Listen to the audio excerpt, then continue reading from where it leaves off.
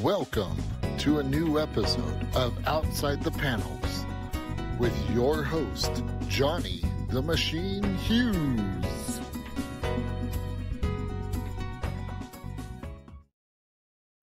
Welcome everyone to an episode of Outside the Panels. I'm your host, Johnny the Machine Hughes, and joining me again, a returning guest from a little while ago, back when I used to have long hair. I don't know if anyone can remember that. Feels like a lifetime ago, but it wasn't. It was only about 9 months or so. It is the ultra talented, the returning Ashley Land. Ashley, how's it going, sir? It's great. Thanks for having me back. Yeah, you're more than welcome. How's in Ireland? How's sunny Ireland right now? Yeah, it's actually a pretty nice day. Yeah. Ooh, lucky you, lucky. Just had the ice cream man. Oh my God, the ice cream man. Oh no. I've been at Whitby for the day, so nice and chilled. Got home, it started raining, so that's always good. Enough about locales. We're here to talk about your project. Your project is the Unbreakable Argonauts, and I've said it wrong. Argonauts, there you go. It's kind of a retro book, right? We're talking kind of classic heroes, classic monsters, perhaps. Tell us a little bit about the book. Yeah, so it's inspired by a few things. One of the big things is Golden Age heroes, which I think the Golden Age. I think a lot of the books are great in the Bronze Age, but I think in terms of just character designs and origin stories and everything, I think the Golden Age was really king. Okay. And I wanted to do something that kind of, the team is kind of designed to kind of bridge the gaps between the Golden Age and the Silver Age. So it's a little bit of, 1950s kind of style. Okay. So you're telling me you prefer Jay Garrick over Barry Allen? Is that what we're saying? I do.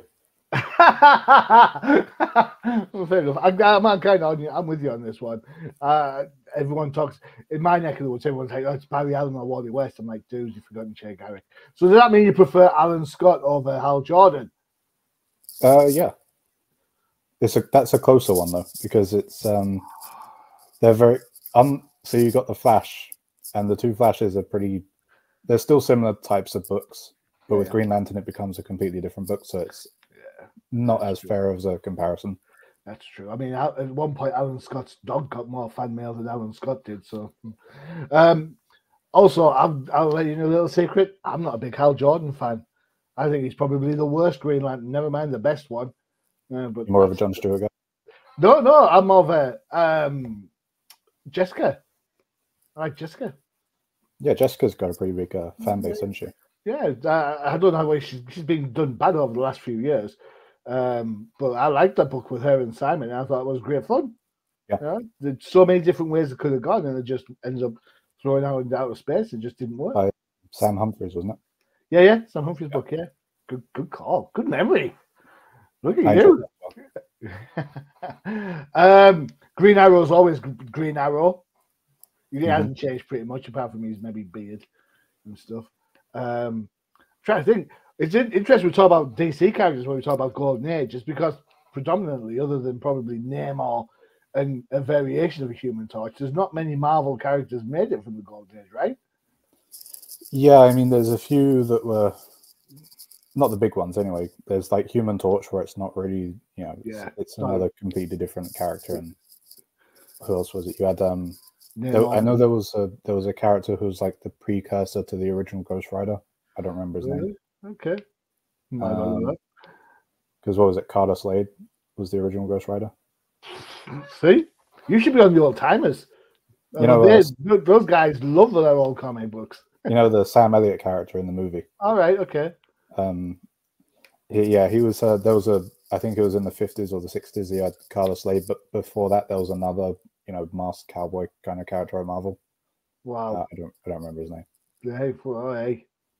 Excellent. You're a trivia guru. Excellent.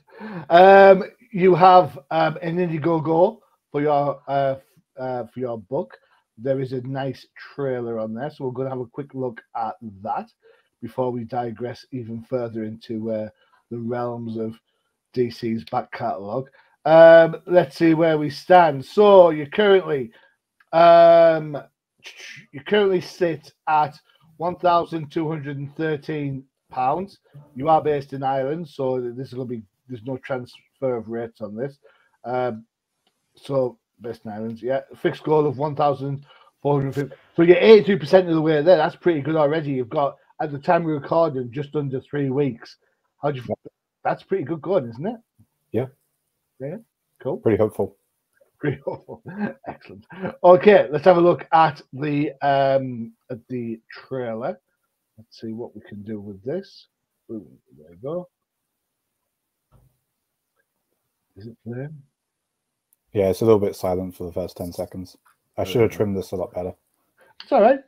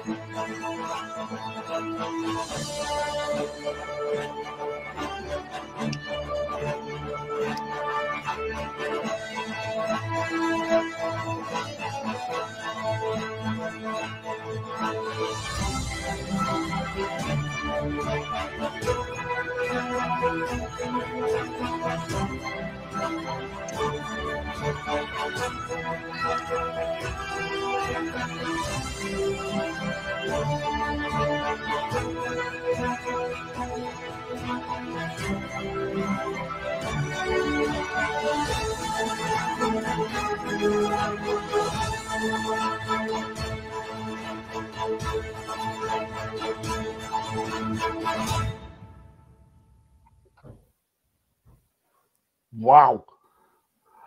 It has a nice kind of Captain America style to it. You know, that very first Captain America movie, you know, that kind of first Avenger feel. What is it so interesting about the Golden Age then? Because I mean, is it just simpler times? Therefore, you know, good is good, bad is bad. There's no grey, or how's that work? I mean, yeah, I think that's a big part of it. You still had this kind of transition between, because I think the kind of traditional superheroes as we understand superheroes was really more of a Silver Age thing.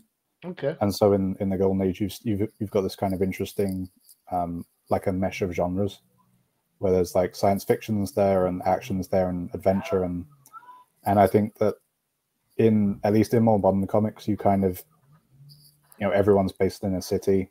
There's not as much adventure, and it's more sort of going through the motions. And one of the things I want to do here is,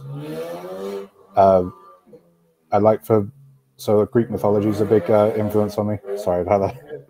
No, it's fine. Hey, it's summer, so you know what I'm saying. Well, I say summer, it's spring, so people can ride around on motorbikes all they like. They're just that excited. That's what it is. Yeah.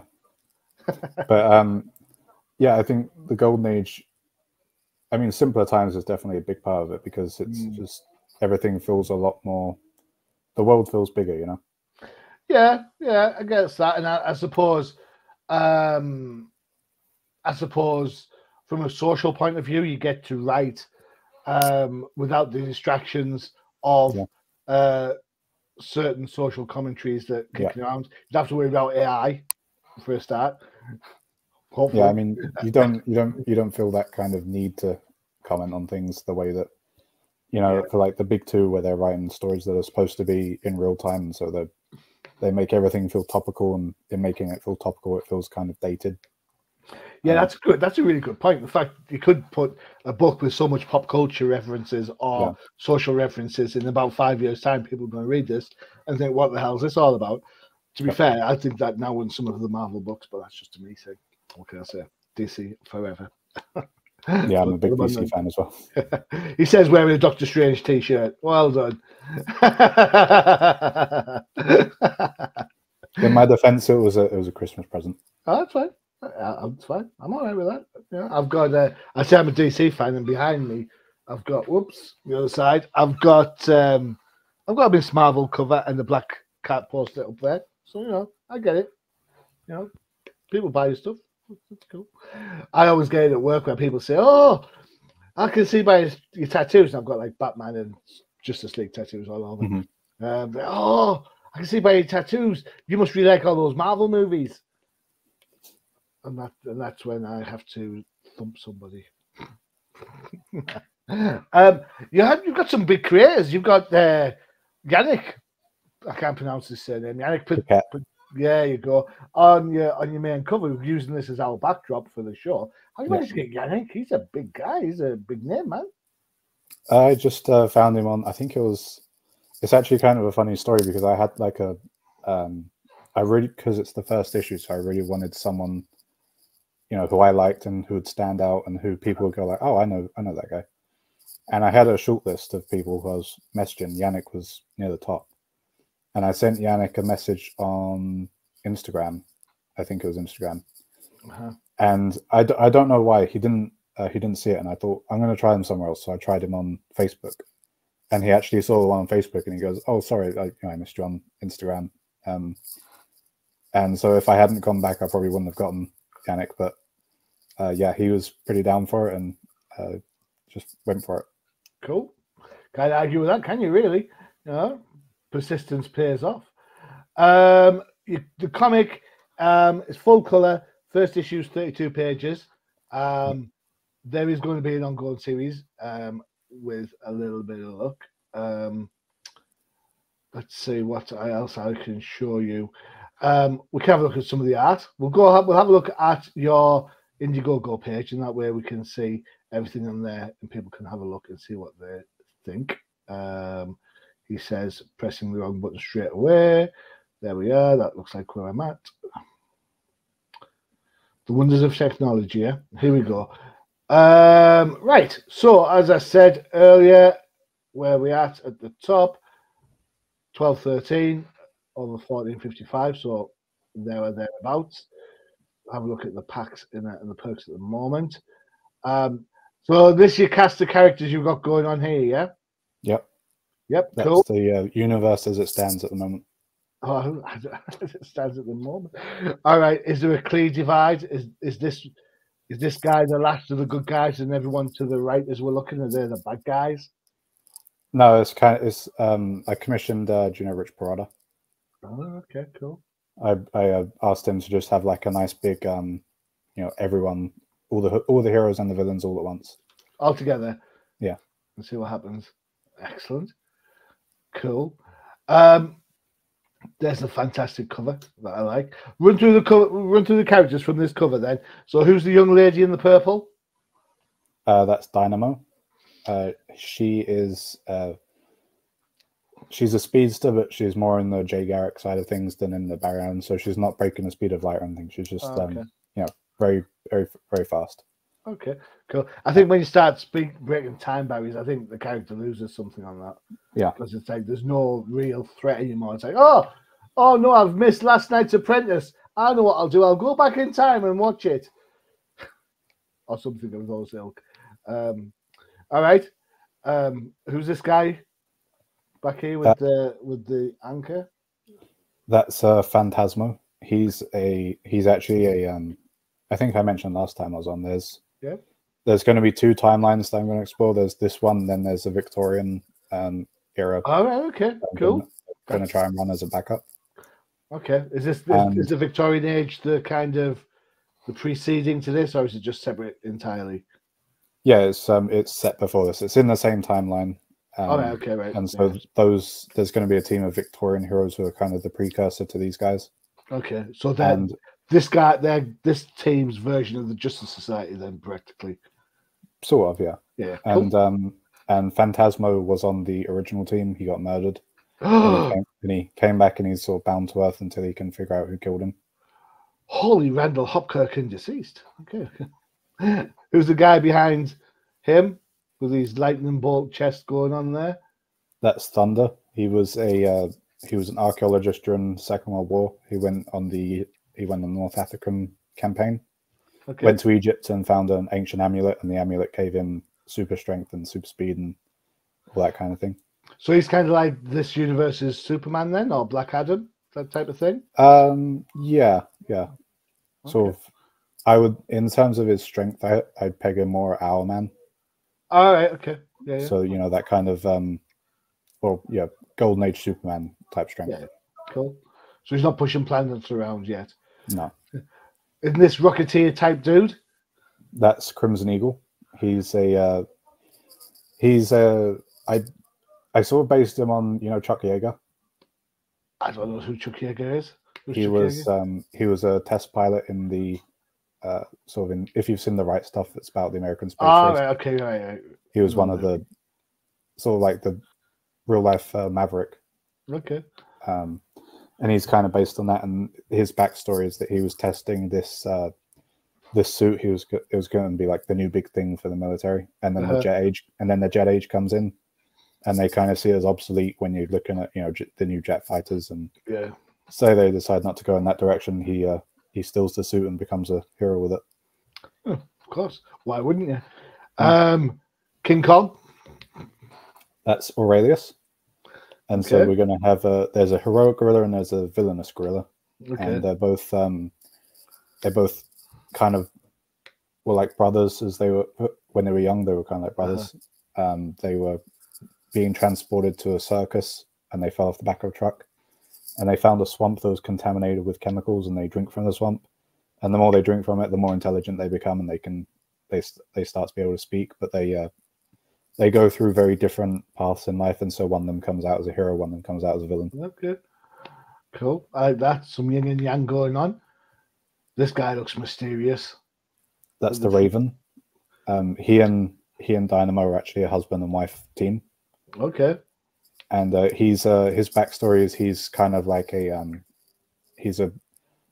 the old days before the Second World War, he was a young British aristocrat. Okay. And then after the Second World War, he moved to the United States and became an aerospace tycoon.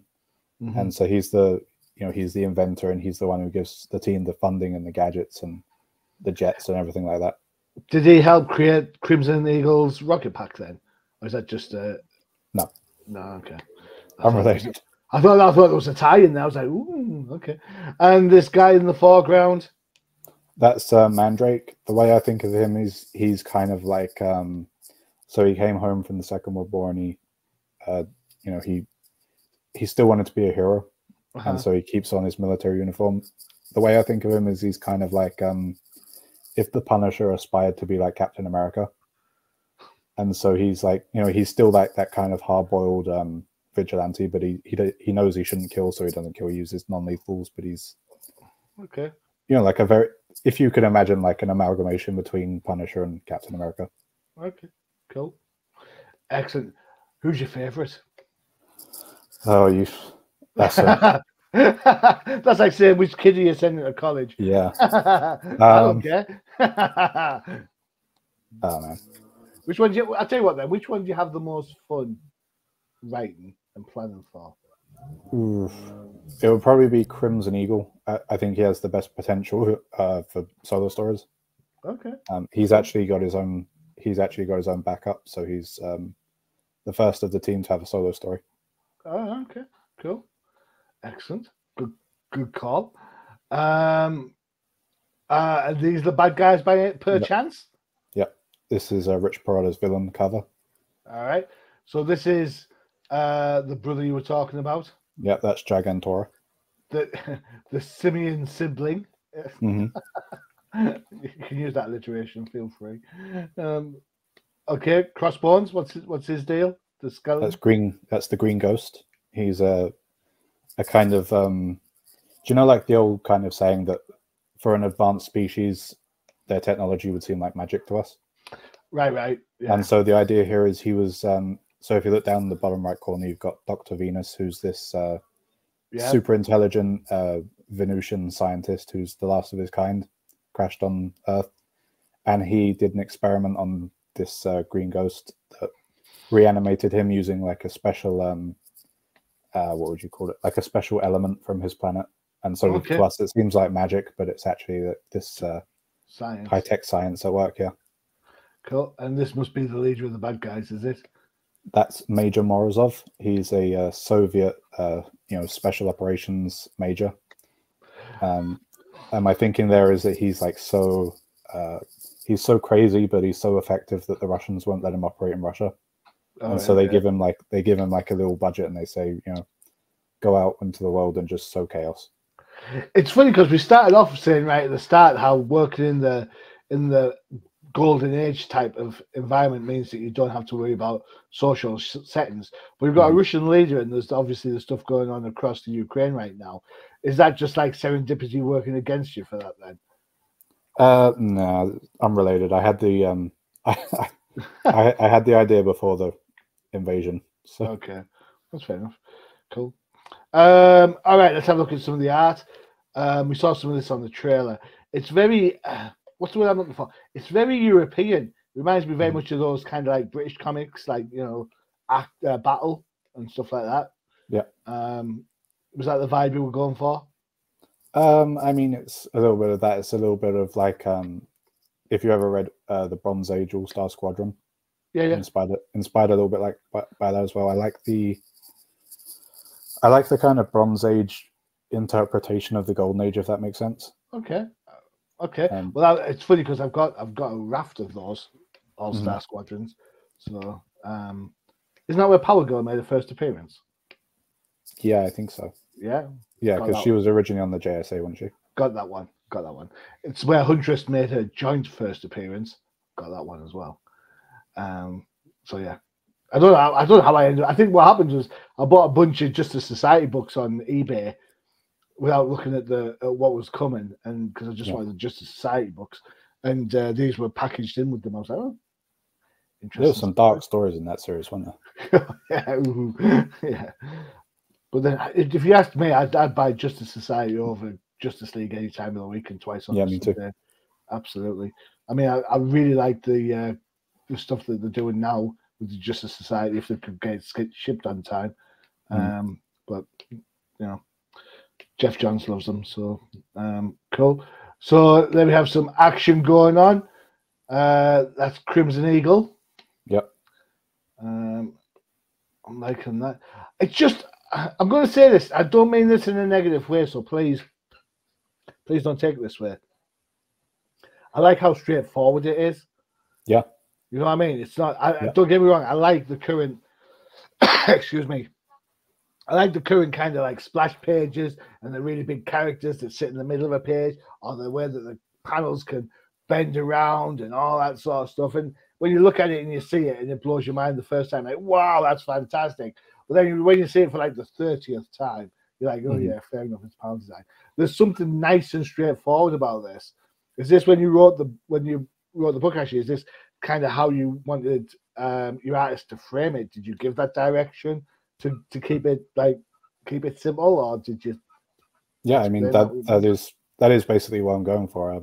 One of the big criticisms I have of like Big Two comics is I think there's a lot of writers are afraid of being known as like the simple action guy. Everyone wants to be Alan Moore or something like that. Everyone wants to be like the high concept guy. I always preferred like the straightforward action, like Indiana Jones and old school Rocketeer and Doc Savage and that kind of thing, where you just get straight into it. Love the Rocketeer. Absolutely straight up, just do-gooding actioneering. Yeah, cool. That's a great panel though, the jet plane. Yeah, that's a really good panel. I like that. It's just, I don't know, it just works. It's just so clean. It works so well. Really enjoy looking at this. There you go. Oh. Very square jaw. I actually have the poster behind me. Hang fire. Where's that? Hang on, let's get rid of this for a second and make your picture big. Boom. Go on then, where's the picture? The other side. There, oh, look at that. Cool. Excellent, eh? Cool. Right, we'll take a quick break for one of our other shows before we get back looking at the Indiegogo and seeing what the perks of picking up the book are. We talk about comics of a certain age, so really, by logic, there's only one advert we can show, isn't it, really? It's the Old Timers Comic Book Show. Check it out.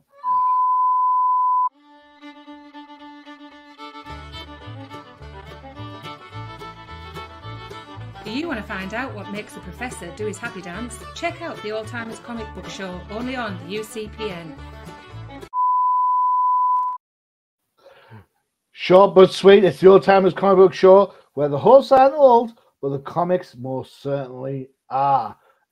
Check out the most recent one, which is about appropriate characters. So characters that exist in one universe that have been traded, free agencies, whatever, bought, sued, and ended up in another one. Think Shazam, and you'll get the idea of the show.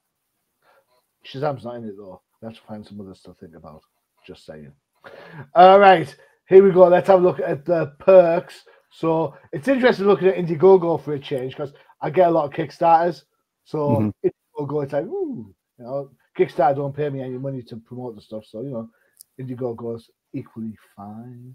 All right, so here we go. So, Hero Villas cover set, £22, £22, or €24. Ships in September. Ships worldwide. How are you getting around that with the shipping? Is that discounted rates or?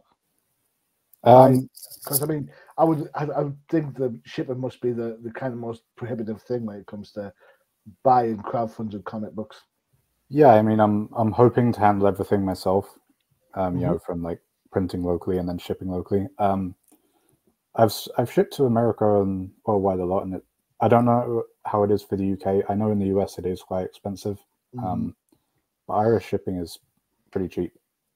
Oh, okay, cool. It's about €7 to ship a comic to America. So that's not bad. There you go. You have a digital version, and I think that's probably, you can see the difference.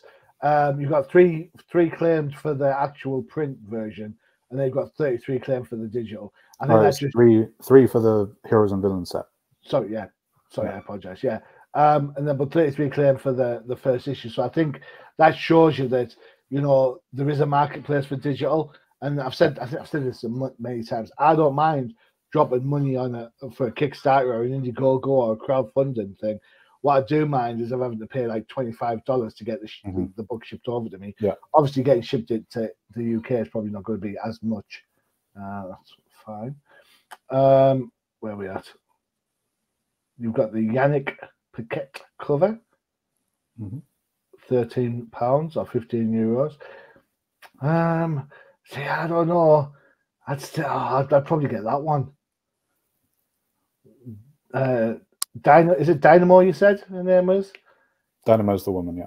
Yeah, she's ticking my boxes, my friend. You got the Daniel Max cover. Same price, 13. Yeah, 13. That's cool. And then you've got the villains there as well. The Raven version. So this is Raven cover, which we looked at earlier, without any dialogue or any kind of blurb on that. So that's cool. Is that a limited print run then, when you say 1 over 100? Yeah. Okay. Yeah. I should have capped it like 10 or something. Hey, these are all learning things, aren't they? These are things that we take on board for the next project. So it's cool. Adverts. Okay, triple pack. Like that idea. Unbreakable Argonauts. Become a character. Oh, it's sold out, man. With a nickname like the Machine, that could have been some sort of autonomon. So just sort of like says random stuff. That'd be class. We will run it again on issue 2. All right. Okay. Cool. I don't know. I don't know if I want to see myself as a machine. I don't know. I don't know if that's quite scary, to be honest. When we talk about the book, what sort of goals do you have for the longevity of the series? Ideally, I'd like it to be an ongoing series. The kind of format I have in mind is like Brave and the Bold. All right, and okay, so cool. I do like the whole team together, but I also want to have issues where it's like, here's two of them on like a Batman Superman team up kind of thing, and then use that to introduce new characters as well.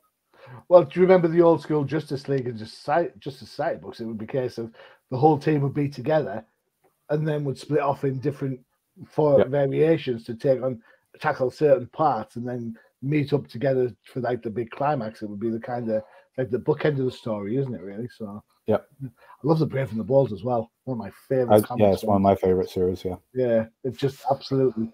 You just got more hero for your money. Back, and also back in the day, you're too young to remember this, but back in the day, comics used to be sold in like newsagents or 7-Elevens if you're watching in the States. And there was no guarantee that you would get the next issue of a 2-parter or a 3-parter. So it was just happenstance. No one knew when the comics came in. They were just constant. So I think Brave and the Bold. One, you get also DC Comics Presents and World's Finest. The trick is you get more than one hero, and more times than not, the self-contained stories. Yep. So you don't have to worry about if I missed the next one. Yeah. Of course, if you get a character that you think, oh look, Batman teams up with Elongated Man, I don't particularly care about Elongated Man, I'll go and get someone else. But yeah. My favorites of those are always Batman, Mr. Miracle. Why Mr. Miracle? Are you a Jack Kirby fan on the sly? Yeah, I'm a huge Jack Kirby fan. I'm in the minority of people where I probably lean towards Jack Kirby's DC stuff. I don't know. I know loads of people who do that. Yeah, I mean, I love Fantastic Four, but I think Demon, Commandy, New Gods, and all that kind of stuff. I just really enjoy. So I think Jack Kirby's an absolute fantastic artist, and I absolutely will not argue with that. His writing's a little bit blocky, to say the least. Yeah, I mean, it depends on the series for me. Okay, cool. Because in someone's like I think he could have gone a bit lighter on dialogue for like the Demon, the Etrigan book. But I think it kind of works in New Gods. Yeah, I agree with you on that one. I think that kind of element, but then it takes it because he did them, and then when he went to Marvel, we went back and did Eternals, which is kind of New Gods again, but just so it's the same sort of concept type of thing. It's just I don't know. I love his art, and I'll stand by this. I love his art, when I'm looking at his DC stuff or his Marvel stuff. But when people argue about he wrote the scripts for Stan to do the words and all that sort of stuff, I don't know if I buy that wholeheartedly because we've read his writing stuff and some of it's not particularly wow. I think it's a true mix of the two. But then I don't know. I wasn't there. I know I've got grey hair, but I wasn't there. Sorry, as I alienate all the Jack Kirby fans in the world. I mean, even if you don't love his writing, in terms of like character creation, I think he was number one. Agreed. I think absolutely agreed. I remember having been when I was a kid. I got into a bit of a fight with my brother because he got the Spider-Man comic, and I wanted the Spider-Man. I was like, Spider-Man's cool. And my dad was like, no, try it. He's a Fantastic Four. Read this instead. I'm like, I don't want Fantastic Four. But my dad was like, there's 4 of them, and one of them's called Johnny, so you gotta like it. I was like, oh yeah, fair enough. I'll take that. And then after that, I was hooked. I was managed to see those British reprints, and it was honestly every time it was something amazing, whether it be Silver Surfer, Galactus, the Inhumans, then Silver Surfer, Wakanda, and it's just like that run, that period of Fantastic Four was just oh my god. So yeah, I get you. I hear you on that one. Of course, Darkseid's still a pain in everyone's bum at the minute. So. I need to ask you a couple of questions before we look at your website. It seems to me that nostalgia is king right now. A couple of things that have popped up on my radar, and probably everyone's radar. X-Men 97 cartoon. I haven't seen it yet. Okay, that's fine. That's fine. I watched I did watch the original as a kid, but I haven't seen the revival. Okay, cool. And there's a new Godzilla King Kong movie coming out. Yeah. So, what is it you think? Why is it people are attracted to that has been there before? And how does that translate into having a comic book based on the ideas? Not the ideas, that's a bit harsh. The vibe. There you go. The vibe and feeling of comics from yesteryear. There you go. That's probably the better question. Yeah. I mean, I think it depends on really the generation you're talking to. I think for a lot of people, it is just there was just something different about cartoons and comics back in those days. They were a lot more, a lot more punchy and to the point, and not as concerned with the real world. And I think, the more you lean into escapism, I think the more people buy it. Yeah, that's fine. Yeah, that's cool. I get that. There are books that are very, very slanted editorial wise that do kind of promote the message, and if you don't agree with the message, it spoils your enjoyment of the book.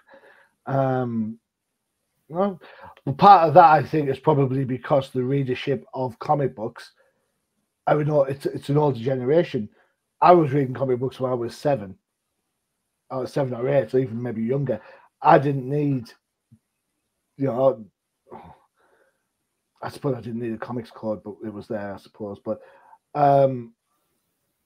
nowadays, if I go to a comic book shop to buy a comic book, I hardly see any kids in there. And if I do, they're buying Funko Pops. Yeah.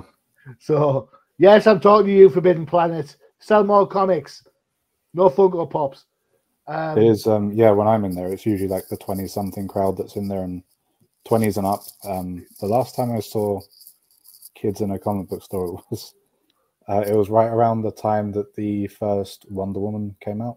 Oh, really? And some guy came in with his son and his daughter, and he was like, "Do you want to pick up a Wonder Woman comic?" And the girl was like, "No, Walking Dead." Fair enough. Fair enough. I think there's a comic book shop near me in Darlington called the Dial Night, and I must be going back about 18 months, maybe longer. Was it before COVID or after COVID? Anyhow, I was in the comic book shop, and he was buying a ton of about 10-year-old, 11, buying a ton of Flash comics, and I was like, "Oh, who's your favorite Flash? Is it Barry Allen or Wally West?" He goes, "Oh no, it's Barry Allen because I love the TV show." "Who's yours?" And the guy behind the store who runs the store was like, "Oh, I like Wally West." I was like, "Come on!" And that's why I brought up the Jay Garrick thing. And like the kids look at me and go, "In the tin hat?" I'm like, "Yeah, the tin hat. The tin hat works. It's just the way it is." I think it works. I like it. I'm all right with that. I'm all right. It's interesting because some of these things, like Godzilla and Kong, for example, they must have gone through so many reiterations that it's hard to kind of, for me, to break that narrative. And I don't know if it's. I've seen the trailers for the movie. It looks great. Am I going to go and see it? Probably not. But still. But there we go. So this is your webpage. We'll put some. This is just. I just threw together like a little folder of pictures for Imager. All right. Cool. I also have a Substack, which is just, if you just look up Unbreakable Argonauts on Substack, you'll find it. Oh, there you go. Cool. So the good thing about this is you get to see some of the other panels that you've seen previously. You get to see some of them coloured. Just a society table going around there. Just saying. Yeah, so that's good. I'm liking that. So you've kind of given people lots of different things to look at. So that's interesting. I like that. It says on the blurb that this has been a labour of love. Yeah, it's been. How long have you been working on this? I first had some of the ideas back in lockdown. Okay. 2020, everything locked down, and I think it was like March. So, what was that? 4 years ago today. So all Give around or take, yeah. Give or take, yeah. I think it was the 23rd, if I remember correctly. Yeah, and I just sat down and came up with a lot of scripts and character ideas, and it was at one point it was going to be a novel, and then I kind of had it built up in my mind that comics were so much more expensive to make than they actually are. Oh, okay. I was thinking to myself, like, I don't have like 20 grand to make a comic, and then I realized it doesn't cost anywhere near that. And so Tell me more after the show. And so I started. I had kind of doodled some of the characters. Are you gonna put those in? You should put that in the trade or something just to see them. Everybody, hey, don't look like that. That's the sort of stuff I love. If I'm buying a trade paperback, that's the stuff I'm buying it for. I'm a floppy fan. I prefer reading comics. I don't buy trades very often. So if I'm buying a trade, I want to see some more like pizzazz for my book. Thank you very much. Yeah. Early characters designs, love them.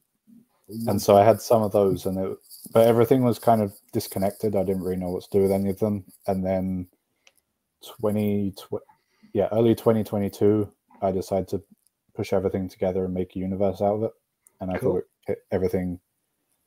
The more I kind of looked into how I'd write it, the more I realized that everything kind of complemented each other, and it actually fit.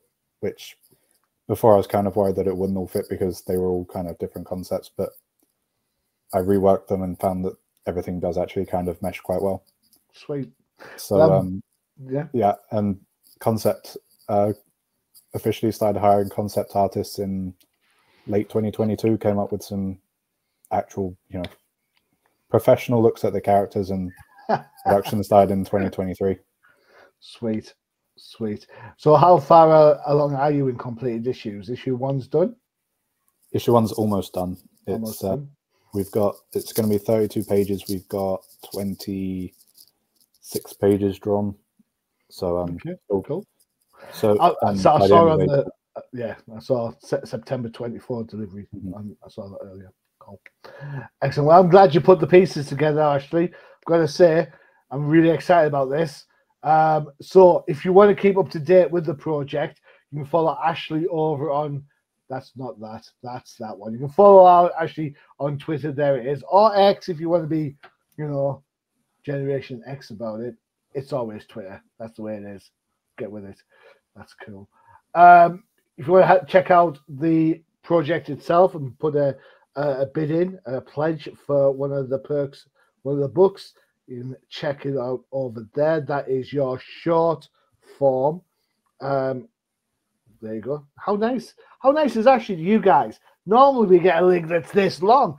Ashley's put it nice in there, and you'll see it at the bottom of the blurb. So I'll put it in there as well. So you just click and go. That's cool. And then we saw the last bit there, some preview pages you can have a look at from there. Cool. Excellent. That's pretty much everything covered off. Actually, give me your best, because we're recording on a Thursday, and Thursday night in my house is apprentice night. So give us your best 60 seconds. You're in front of Alan Sugar speech of why Alan should invest in your comic book. It's the start of a brand new universe. We're gonna make sure to avoid the mistakes that I think Marvel and DC are making, and just a very strong commitment to action and adventure and science fiction and all ages fun. All ages. That's a good point. All ages fun. Comics like they used to be. Like they used to be. Excellent. Ashley, you've been fantastic. Absolutely fantastic. Thank you so much for spending the time. No, dude, door's always open, man. Always open. All right. You just drop me a line and you can come on and we'll talk stuff anytime you want. All right. Open invite for you there, sir. Thank you. You're more than welcome. Guys, that's the end of this show. Thank you again to Ashley for spending the time. Super busy with his Indiegogo and the book. So get over the pages, get pledging, get the book sorted. And for everyone else, don't forget to check out the UCPN for all your favorite shows. You saw the trailer for it earlier, the all-time comic book show. And if you like big two books, you have got the No Prize podcast all about Marvel books. And yes, they'll be talking about X-Men 97 on there, and the DC show, The Definitive Crusade, which has a look at all the DC books and news and reviews. There you go. What more could you want? Ashley, you've been fantastic. Thank you so much, sir. Genuinely appreciate it. You're welcome. I've been your host, Johnny the Machine Hughes. As always, adios. Visit undercovercapes.com for the latest and greatest podcasts via the Undercover Capes Podcast Network. Also visit our parent company website, comiccrusaders.shop, all about comic pop culture.